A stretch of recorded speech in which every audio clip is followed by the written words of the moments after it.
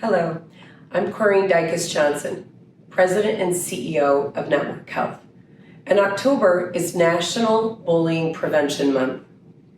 1 in 4 students reports being bullied, and around 160,000 students miss school each year because they're afraid of being bullied. Network Health and Sharp Literacy have partnered to raise awareness about bullying through reading.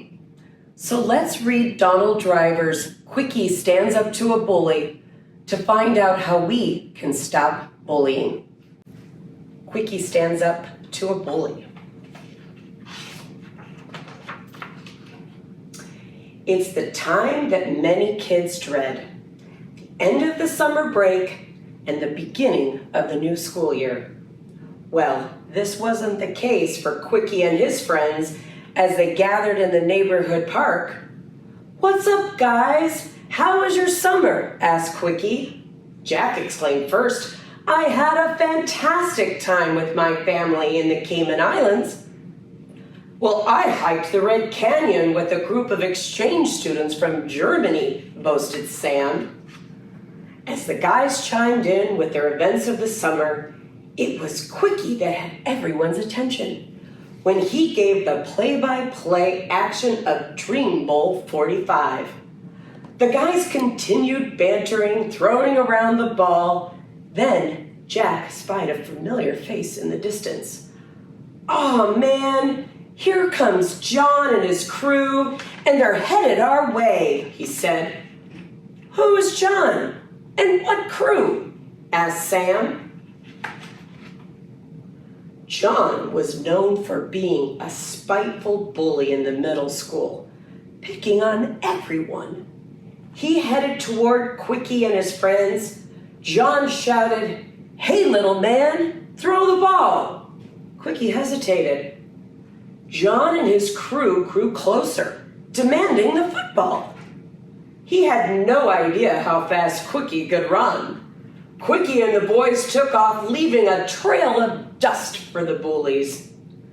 "I'll get you at school," John coughed. "They're lucky we ran away before I unleashed my superpowers," said Sam, posing in a superhero stance. They all laughed hysterically. Suddenly, Quickie was quiet. "I'll get you at school?" The happiness of the upcoming school year had been replaced with sadness and fear. The next morning, Quickie woke up to Christina shouting and Charity tugging at his sheets. "Wake up! Wake up! It's the first day of school!" Christina yelled. Quickie was excited too. He bolted out of bed. At school, the hallways were filled with enthusiastic teachers, cheerful students, and colorful backpacks. "Today is going to be a great day," Quickie whispers to himself as he walked down the stairs with his friends. Sam burst into the stairwell. "I have Mrs. Jackson for second period math." "Awesome. I have Miss Blair for science this year," said Jack. Quickie chimed in, "I'm glad to have Mr. Mitchell for homeroom." The boys were still talking when they reached the bottom of the stairs. Standing there waiting for them was John and his crew. "Guys, check it out. It's the little chumps from the park," said Martin. John started to say, "Where's my foot?" Wayne interjected. "But John, that was my..." Before Wayne could get the words out, John pushed him into the ground. "Hey, why'd you do that?" asked Quickie, helping Wayne to his feet.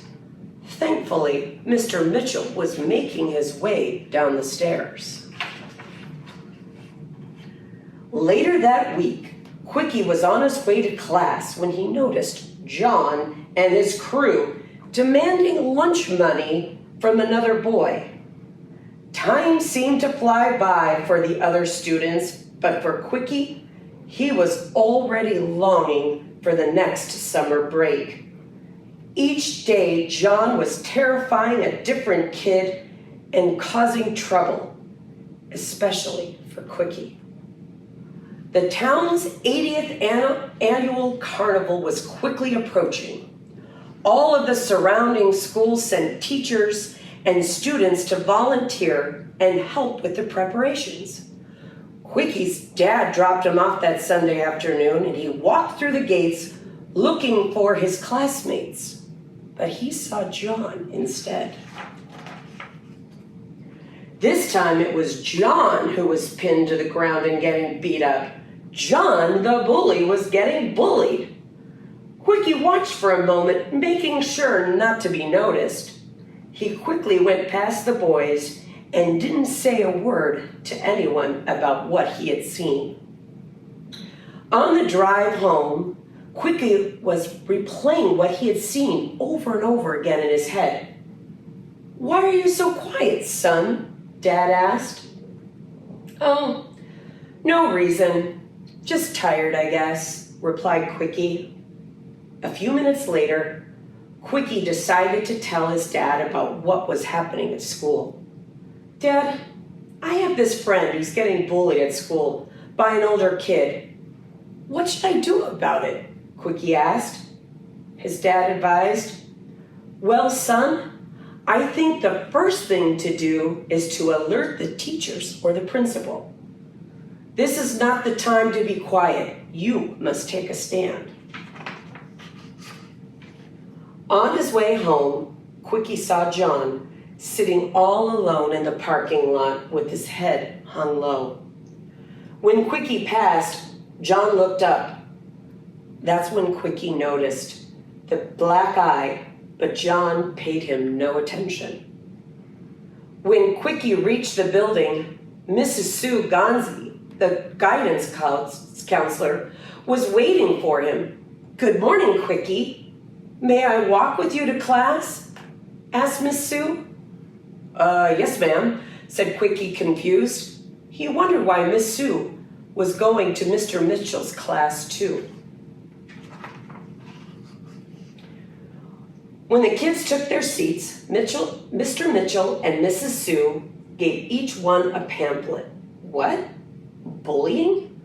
Quickie thought, opening it. Miss Sue said, 1 out of 4 students are bullied every day. That's when Quickie knew he needed to talk to her in her office right away. Quickie and Miss Sue were finishing their talk when someone knocked on the door.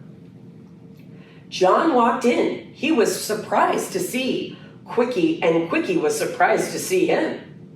With a look of surprise, Miss Sue realized they had something in common. She said, "Boys, I have a project you could help me with." Weeks later, Quickie and John were in the gym painting signs for Miss Sue's booth for the carnival tomorrow. Holding up one of the signs, John asked, "What do you think?" Quickie replied, "I like it." John said, "Good. Then we're done here. Let's go." While at the carnival, Quickie, Christina, Charity, and John decided to ride the heavy hitter. As they were standing in line, Quickie noticed a familiar face coming toward them. She walked up, broke the line, and pushed Christina to the ground. Quickie yelled, "Hey, don't touch my sister. Move out of the way before I hit you," she yelled back. Just before she did, somebody rushed through the crowd and grabbed her arm. "Bella, were you about to hit this kid?" asked her dad. "No, sir," she replied. "Are you lying to me?" he asked. "No, Dad. Honest," Bella said. "Your mom and I didn't raise you to be a bully." Just then, John spoke up. "Sir, Bella has been bullying me too." Everyone gasped. "A girl?" "You need to apologize right now, and then we're going home," Bella's dad said angrily. Bella turned to Christina and John, saying, "I'm sorry," to each of them. Bella's dad affirmed, "This will never happen again," as they walked away. Quickie said, "Let's all take a stand." Dear kids, did you know 1 out of 4 kids are bullied every day? 160,000 students miss school for fear of being bullied. 1 in 5 students admit to being a bully or doing some bullying. Wow, this must stop. Some people won't be happy in life until they push you or someone else deep into the ground. Being a bystander is worse. Being a bystander and doing nothing to help your friend or anyone else is awful. Remember, you are bullying that person too by not doing anything to stop it. Never be bullied into silence.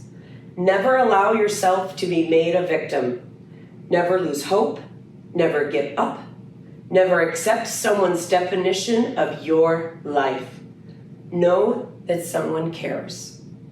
You define yourself. Have the courage to stand your ground. Don't hesitate. Do or say something. Take a stand. Your friend, Donald Driver.